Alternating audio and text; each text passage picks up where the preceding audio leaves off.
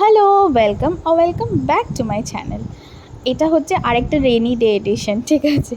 কিছুদিন ধরেই ঝমাঝম বৃষ্টি হচ্ছে, যেটা আমার খুব ভালো লাগছে। আমি আগের ভিডিওতেই তোমাদেরকে বলেছি যে ওই গরম থেকে, মানে ওই পোড়া গরম থেকে আসার পরে এই বৃষ্টি সারা দিন রাত হচ্ছে, তাতেই আমি খুবই খুশি। তো বর্ষাকালে একটু হাবিজাবি খাওয়ার তো মানে আমাদের অধিকার, তাই না বলো?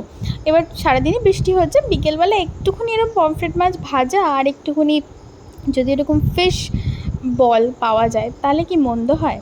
না তো। তো চলো তাড়াতাড়ি দেখে নিয়ে আমাদের রেসিপিটা।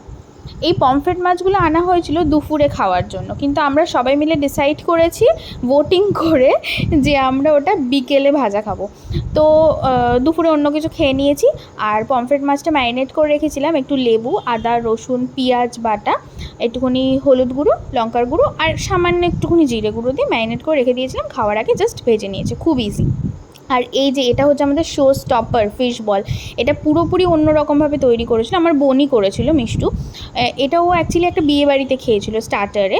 তো সেটার টেস্টটা মানে খেয়ে ওই টেস্টটা রিক্রিয়েট করার চেষ্টা করেছিল আর কি, and she was damn successful. খুব খুব ভালো হয়েছিল খেতে। আমরা এরকম ফিশ বল আগে কোথাও খাইনি, কোনো রেস্টুরেন্টেও খাইনি। তো এটা কি করেছিলাম আমি তোমাদেরকে বলছি। প্রথমে আমাদের ভেটকি মাছ দিয়ে করেছিলাম আমরা, তোমরা যে কোনো মাছ দিয়ে করতে পারো, যেগুলোতে একটু কম কাটা।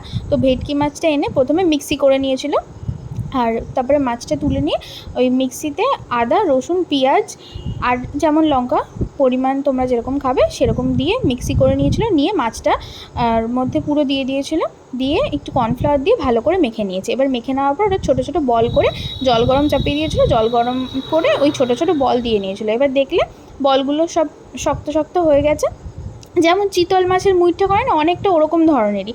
এবার বলটা হয়ে যাওয়ার মানে শক্ত হয়ে যাওয়ার পর জলটা থেকে তুলে নিয়ে ওটা একবার কর্নফ্লাওয়ারে কোট করেছে আর একবার ডিমে কোট করেছে, করে ভেজে নিয়েছে।